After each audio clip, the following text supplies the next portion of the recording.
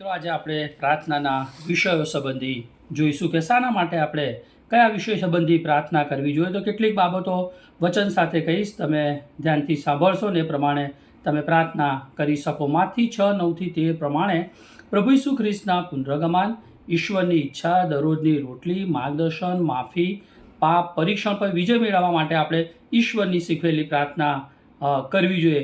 યાકૂબ 5:13 પ્રમાણે માદાઓ માટે આપણે પ્રાર્થના કરવી જોઈએ.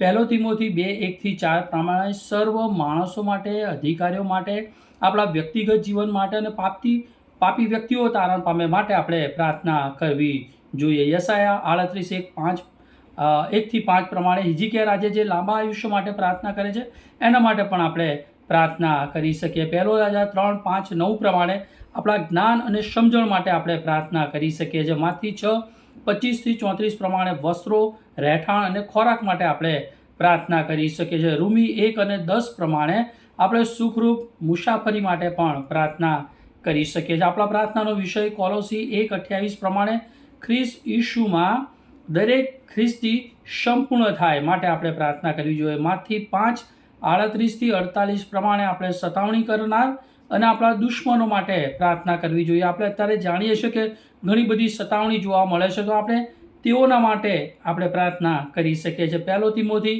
5:17 પ્રમાણે મંડળીના આગેવાનો માટે આપણે પ્રાર્થના કરી શકીએ. 11 જેટલી આ વિનંતી છે. વચન પ્રમાણે આપણે આપણા વિષય એ પ્રમાણે આપણે પ્રાર્થના કરી શકીએ છીએ. અને મિત્રો, આપણી આજુબાજુ જે પરિસ્થિતિ બને છે એના માટે પ્રાર્થના કરી શકીએ.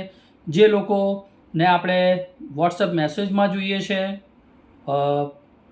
તમે ટીવી જોતા હોય તો એમાં સમાચાર આવે છે, એ બધી બાબતોને ધ્યાનમાં રાખીને આપણા પ્રાર્થનાનો વિષય એ બનાવી શકીએ અને રોજે રોજ આપણે એ પ્રમાણે પ્રાર્થના કરી શકીએ. આપણા કુટુંબ માટે પણ આપણે પ્રાર્થના કરી શકીએ. ઘણી બધી સંસ્થાઓ છે જે કાર્ય કરી રહી છે, તો એ જે માધ્યમોનો ઉપયોગ કરીને સુવાર્તા પ્રગટ કરી રહ્યા છે, તો એ સંસ્થા માટે પણ આપણે પ્રાર્થના કરી શકીએ છીએ. એમ આપણે દરરોજ વિષય પ્રમાણે અને જે પણ વારે તમે નક્કી કરો એ પ્રમાણે વારે એ વિષય પ્રમાણે એના સંબંધી તમે પ્રાર્થના કરી શકો છો. દેશ અને વિદેશ માટે તમે પ્રાર્થના કરી શકો છો અને એમ પ્રભુનો મહિમા પ્રાર્થના દ્વારા કરી શકો છો.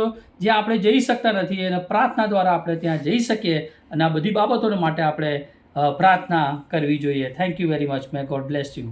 આમેન.